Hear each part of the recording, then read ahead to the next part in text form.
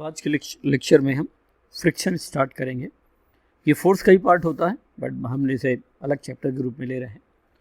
तो फ्रिक्शन जो है दो सॉलिड के बीच में भी लग सकता है, दो फ्लूइड के बीच लग सकता है, एक फ्लूइड के डिफरेंट लेयर्स के बीच में भी लग सकता है और सॉलिड और फ्लूइड के बीच में भी लग सकता है। इस चैप्टर में अभी हम फ्रिक्शन केवल सॉलिड के बीच में पढ़ रहे हैं। जब हम फ्लूइड्स पढ़ेंगे तो वहाँ पर विस्कस फोर्स पढ़ेंगे। तो फ्रिक्शन की कुछ इम्पॉर्टेंट बातें हैं।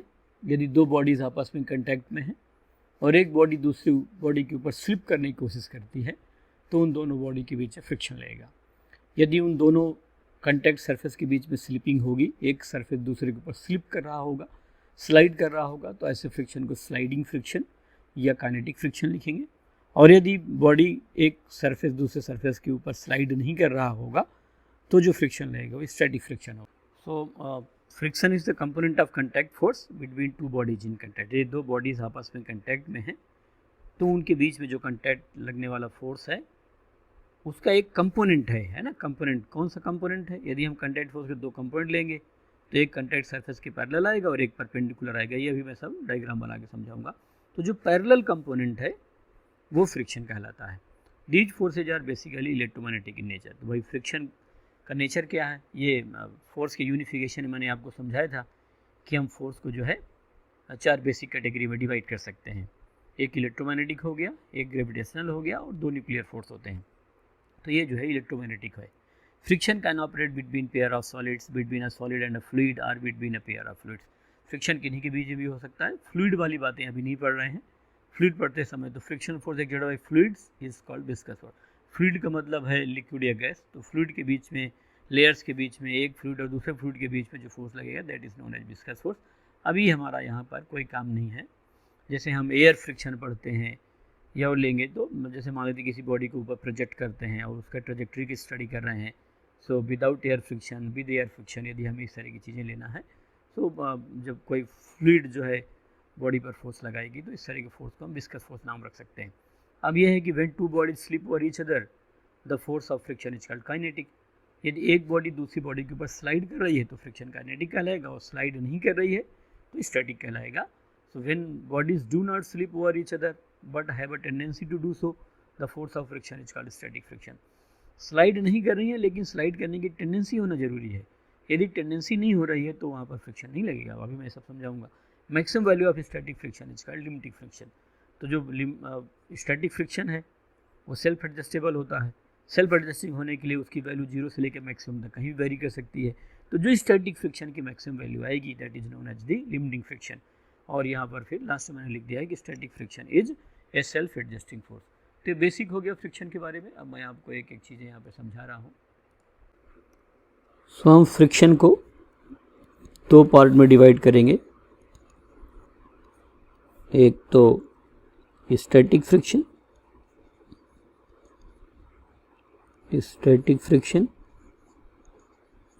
और दूसरा काइनेटिक या इसी को स्लाइडिंग लिख देते हैं लोग, स्लाइडिंग फ्रिक्शन।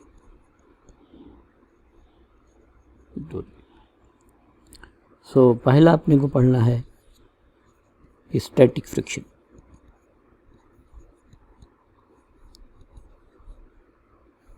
स्टैटिक फ्रिक्शन क्या हो गया कि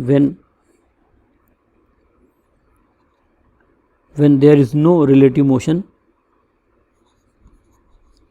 when there is no relative motion between contact surfaces,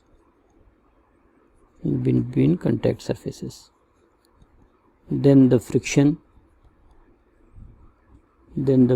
is called static friction.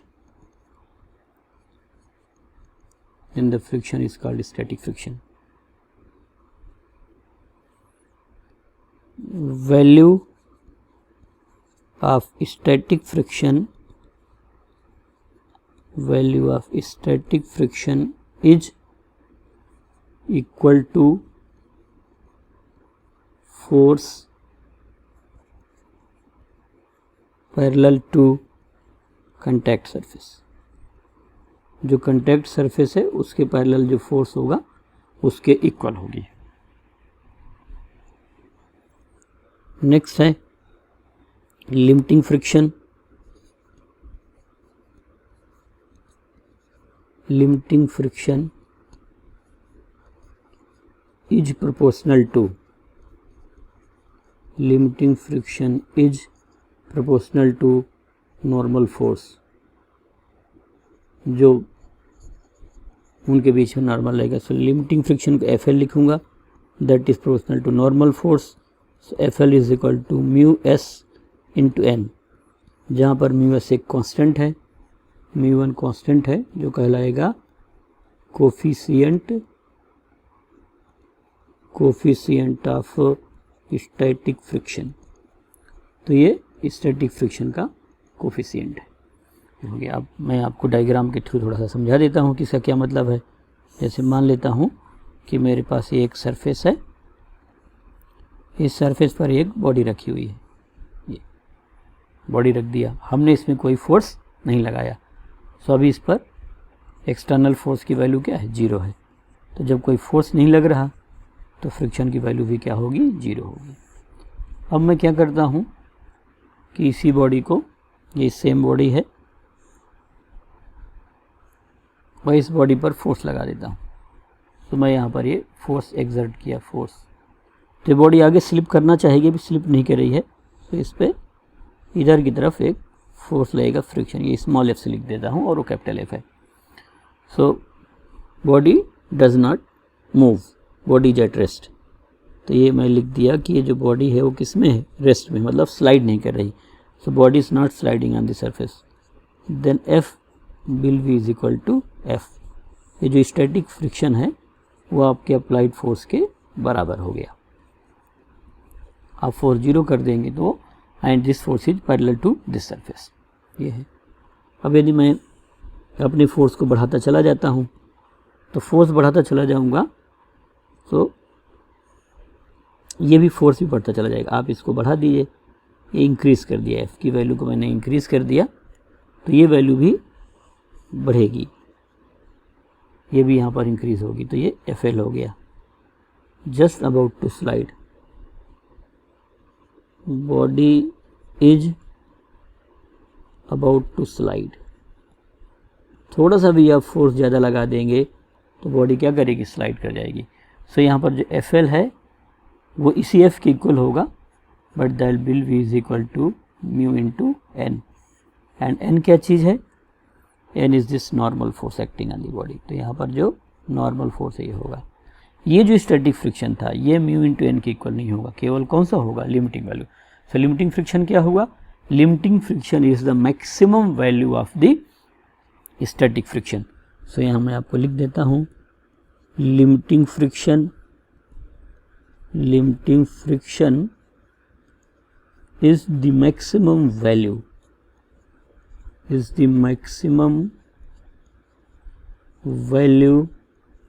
of static friction,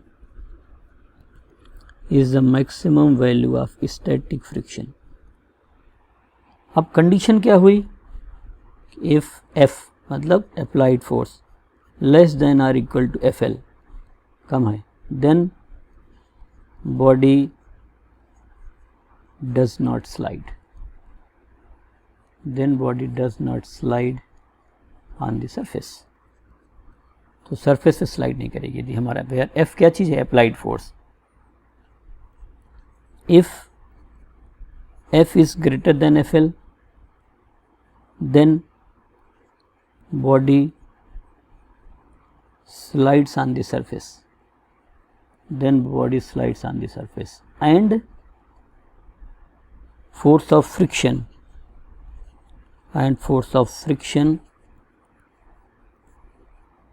is the kinetic friction,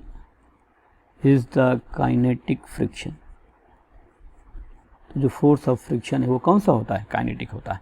यदि बॉडी स्लाइड कर रही होगी तो वहाँ पे लगने वाला जो फ्रिक्शन है वो काइनेटिक फ्रिक्शन होगा। जैसे ये मैंने ये सरफेस मान लिया, ये मेरा सरफेस है और मैंने इसमें एक बॉडी रख दी, बॉडी इधर वी वेलोसिटी से जा रही है, तो यहाँ पर जो फ्रिक्शन लगेगा यहाँ इधर फ्रिक्शन लगेगा, वो काइनेटिक फ्रिक्शन होगा Fk।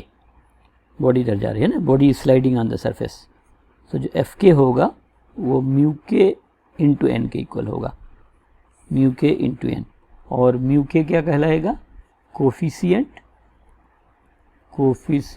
Of kinetic friction, coefficient of kinetic friction है ना। यूजुअली म्यू एस म्यू के से ज़्यादा होता है, सो आप यहाँ लिख सकते हैं कि यूजुअली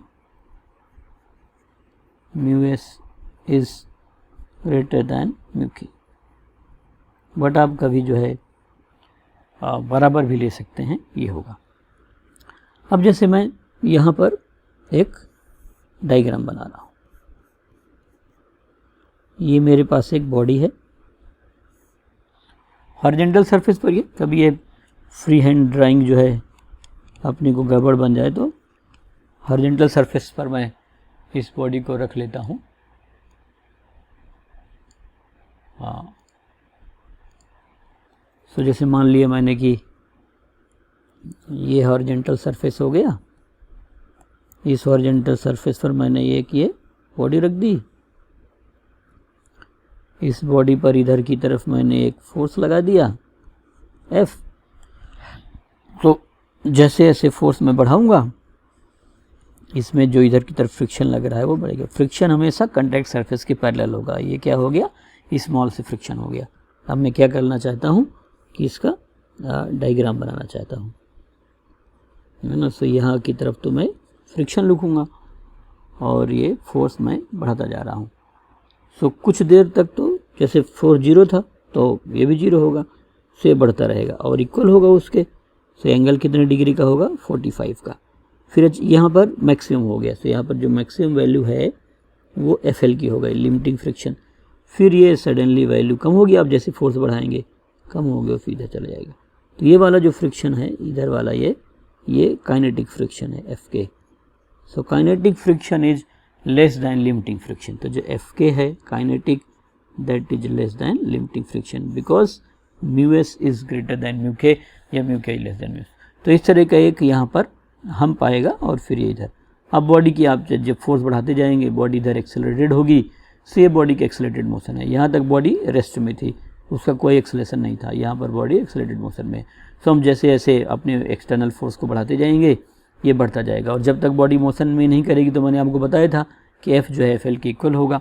सो कंडीशन क्या हो गई कि if applied force F is less than or equal to FL, then जो फ्रिक्शन है वो अप्लाइड फोर्स के बराबर है और एक्सेलेरेशन बॉडी का 0 है।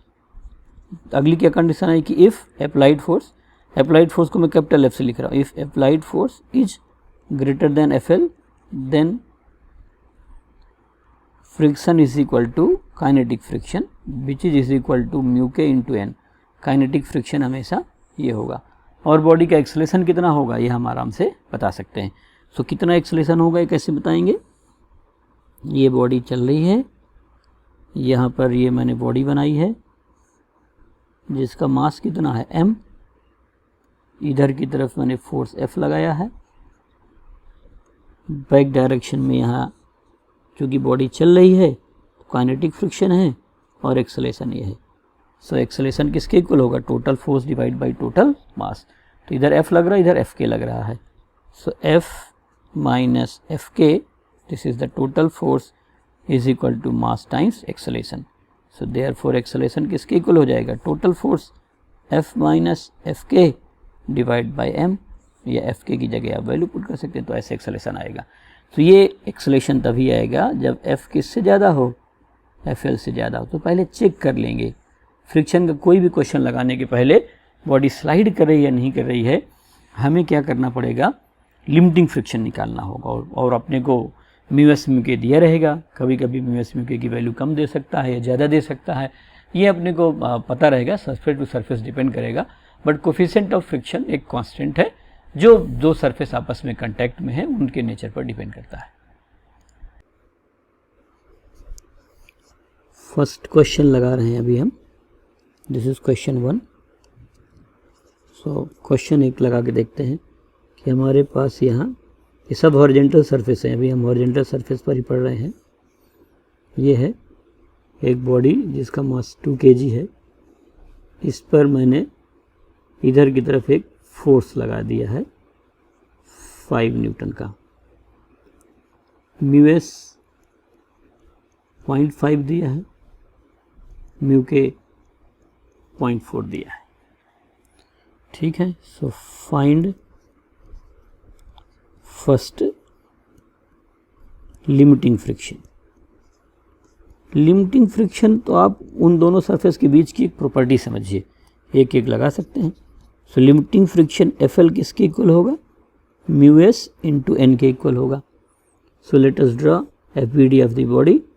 ये बॉडी है जिस पे इधर की तरफ फोर्स एफ है, नीचे की तरफ इसका एम जी लगेगा, ऊपर की तरफ इसका नॉर्मल लगेगा और इस डायरेक्शन में इसका फ्रिक्शन एफ लगेगा। सो म्यू एस कितना है 0.5। बॉडी का एक्सेलरेशन ऊपर नीचे तो हो नहीं रहा, तो नॉर्मल किसके इक्वल होगा, एम जी के इक्वल होगा।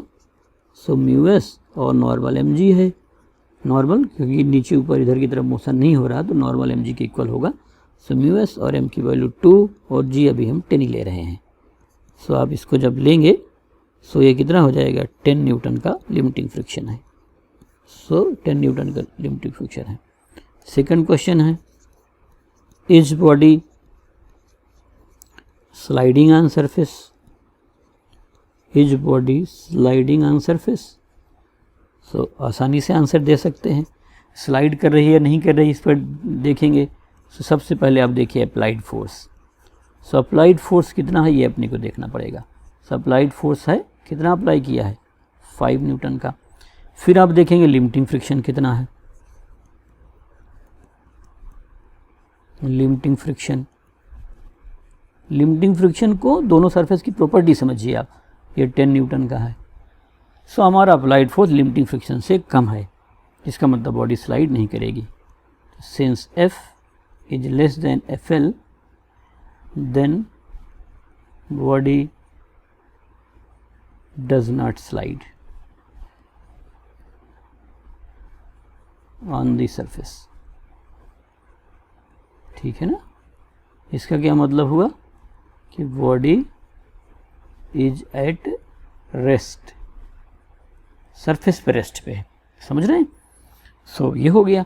सो मैंने आपसे पहले क्या निकलवाया, लिमिटिंग फ्रिक्शन निकालिए, हॉरिजेंटल फोर्स लगाया, हॉरिजेंटल सरफेस है, म्यू एस और म्यू के दिया हुआ है। ठीक हो गया। Third, find force of friction on the body. So चूंकि बॉडी स्लाइड नहीं कर रही है सो एफ जो है अप्लाइड फोर्स के इक्वल होगा। तो since body does not slide therefore F जो है friction that is equal to applied force. So F friction applied force कितना है 5 न्यूटन, तो 5 न्यूटन का फोर्स। बस ये 3 चीज़ें पूछ सकता है आपसे। यहाँ पर है हमने इतना फोर्स लगाया, बॉडी स्लाइड नहीं कर रही है, तो जो friction is body sliding on the surface, तो आंसर था कि बॉडी स्लाइड नहीं कर रही, no body is not sliding on the surface. Why the body is not sliding on the surface, because the applied force is less than the limiting friction. And what is the limiting friction, limiting friction is the maximum value of the static friction acting between the surface. Limiting friction is the limit. So आपको उसको उन दो surface की characteristic लेके समझना है। आप ये मत मानिए कि फ्रिक्शन है, आप ये मानिए कि वो एक करेक्टरिस्टिक फोर्स है। यदि हमारा अप्लाइड फोर्स उस करेक्टरिस्टिक फोर्स से ज़्यादा है तो उसमें जो है फ्रिक्शन लगेगा। यदि हमारा फोर्स लिमिटिंग फ्रिक्शन से कम है तो बॉडी स्लाइड नहीं करेगी, और अप्लाइड जो फ्रिक्शन होगा, सरफेस जो अप्लाई करेगा फ्रिक्शन, वो अप्लाइड फोर्स के बराबर होगा। तो ऐसे हम सिंपल क्वेश्चन आराम से लगा सकते हैं।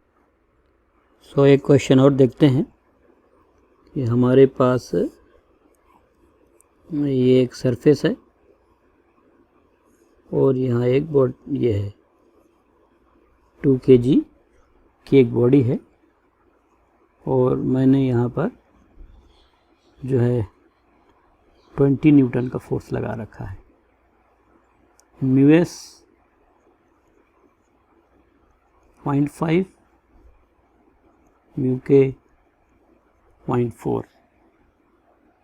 तो फर्स्ट है, इसमें फर्स्ट पार्ट लगाएंगे हम, find friction on the body, friction force body पर कितना लग रहा है। ठीक है, सो FVD बना लिया जाए बॉडी का। यहाँ इधर की तरफ mg लगेगा, ये नॉर्मल, ये F, और इधर ये फ्रिक्शन लगेगा। कौन सा फ्रिक्शन है देखेंगे अभी, है ना। सो नॉर्मल किसके इक्वल हो जाएगा, mg के, m2g10, मैं g की वैल्यू 10 ले रहा हूँ, सो 20 न्यूटन का तो नॉर्मल है। अब सबसे पहले आप FL निकालिए, limiting friction, limiting friction FL is equal to mu S into N. So mu S है कितना 0.5 और n की वैल्यू 20। सो ये कितना हो जाएगा 10 न्यूटन। सो यहाँ पर लिमिटिंग फ्रिक्शन 10 है, तो लिमिटिंग फ्रिक्शन आ गया। अब लिमिटिंग फ्रिक्शन की वैल्यू अप्लाइड फोर्स से ज़्यादा है कम है देखना होगा। सो आप सबसे पहले लिखेंगे यहाँ अप्लाइड फोर्स, एकदम सिस्टमेटिक लिखिए, जिससे धीरे धीरे अपने को पूरा समझ में आ जाएगी हम कर क्या रहे हैं। अप्लाइड फोर्स देख लिया, अप्लाइड फोर्स किसके इक्वल है 20 न्यूटन के। तो since applied force is greater than FL, therefore body is sliding on the surface. So body जो है सरफेस पे क्या कर रही है, स्लाइड कर रही है। जब स्लाइड कर रही है तो जो फ्रिक्शन होगा वो काइनेटिक फ्रिक्शन होगा। So therefore friction is kinetic, static friction नहीं है, therefore friction is kinetic friction. पूरा लिख देता हूँ, काइनेटिक फ्रिक्शन। अब काइनेटिक फ्रिक्शन की वैल्यू निकालेंगे। So Fk is equal to mu K into N. So mu K दिया है 0.4, आप देख सकते हैं यहाँ म्यू के इज 0.4। सो म्यू के इज 0.4। नॉर्मल मैंने आपको पहले कैलकुलेट करा दिया है, नॉर्मल इज 20 न्यूटन। सो ये 20 हो गया। सो कितना हो गया 8 न्यूटन का फोर्स लगा। सो फोर्स काइनेटिक फ्रिक्शन जो है वो लग रहा है बॉडी पर कितना 8 न्यूटन का। तो यही हो गया find friction on the body. तो फ्रिक्शन कौन सा है ये देखा, तो ये डायरेक्टली नहीं निकलेगा कभी फ्रिक्शन। सबसे पहले FL निकालेंगे, फिर चेक करेंगे कि जो FL है ये जो इधर, वो अप्लाइड फोर्स से क्या रिलेशन है, कम है ज़्यादा है। तो यदि हमारा अप्लाइड फोर्स इससे ज़्यादा होगा तो बॉडी स्लाइड कर जाएगी, ये आगे स्लिप कर जाएगी। स्लिप करेगी उस सरफेस पर तो उस पर काइनेटिक फ्रिक्शन लगेगा, और काइनेटिक फ्रिक्शन लगेगा। सो Fk की मैंने वैल्यू निकाल लिया। अब मुझको इसमें लगाना है find acceleration, find acceleration of the body. तो उस बॉडी का हमें एक्सेलरेशन बताना है। ठीक है, सो एक्सेलरेशन निकालने के लिए सबसे पहले मैं FVD बनाता हूँ। सो ये मेरी बॉडी थी, नॉर्मल तो निकाल ही लिया है, तो अब नहीं बना रहे हैं। इधर की तरफ आपने फोर्स लगाया है, इधर की तरफ आपका काइनेटिक फ्रिक्शन है, इधर ही वो एक्सेलरेट होगी तो एक्सेलरेशन हो गया। सो टोटल फोर्स किसके इक्वल होगा, मास टाइम्स एक्सेलरेशन के। So F minus Fk, total force is equal to mass into acceleration. F अपने को पता है कितना है, F इज 20 न्यूटन। सो ये मैंने 20 लगा दिया। Fk पता है कितना आया है 8, 20 minus 8, m is 2 and acceleration is a। 20 minus 8 is equal to 12 is equal to 2a। So therefore a is equal to 6 metre per second square. So body will move at 6 metre per second square. सो ऐसे आप बता सकते हैं। तो जैसे ऐसे आप फोर्स इसको लगाए तो बॉडी तुरंत जो है चल जाएगी। तो ये निकाल लिया हमने। सो हम ऐसे बहुत आसानी से फ्रिक्शन की क्वेश्चन लगा सकते हैं। ये एक एडिशनल फोर्स है जो कॉन्टैक्ट सरफेस की पैरेलल लगेगा। वो स्टैटिक भी हो सकता है और काइनेटिक भी हो सकता है। बॉडी मूव कर रही है तो काइनेटिक होगा ऐसा नहीं है, बॉडी को स्लाइड करना ज़रूरी है। जैसे आप मान लेते हैं कि कोई ट्रेन चल रही है, उस ट्रेन के ऊपर एक बॉडी को रख दिया, अब आपसे पूछे कि भाई उस पर कौन सा फ्रिक्शन लग रहा है, तो यदि बॉडी ट्रेन के सरफेस पे स्लाइड कर रही होगी तो काइनेटिक, और यदि बॉडी स्लाइड नहीं कर रही होगी ट्रेन के सरफेस पे तो काइनेटिक। भले ग्राउंड से देखने पर बॉडी आपको चलती हुई दिखाई दे। तो बॉडी के मोशन से मतलब नहीं है, बॉडी मोशन में रहने के बाद भी सरफेस पे स्लाइड नहीं कर सकती है। तो यदि स्लाइड नहीं की तो स्टैटिक फ्रिक्शन की कोई वैल्यू नहीं होगी, वो डिपेंड करेगा आपके अप्लाइड फोर्स पर। और स्टैटिक फ्रिक्शन की मैक्सिमम वैल्यू लिमिटिंग फ्रिक्शन कहलाती है, जिसका फार्मूला होगा μs/n। काइनेटिक फ्रिक्शन का हमेशा फार्मूला μk/n होगा, स्टैटिक फ्रिक्शन का कोई फार्मूला नहीं होगा। स्टैटिक फ्रिक्शन के मैक्सिमम वैल्यू जो है लिमिटिंग फ्रिक्शन, उसका फार्मूला होगा μs/n। n कितना होगा ये सिचुएशन पर डिपेंड करेगा, हमें कैलकुलेट करके हमेशा निकालना होगा। एक क्वेश्चन और है छोटा सा।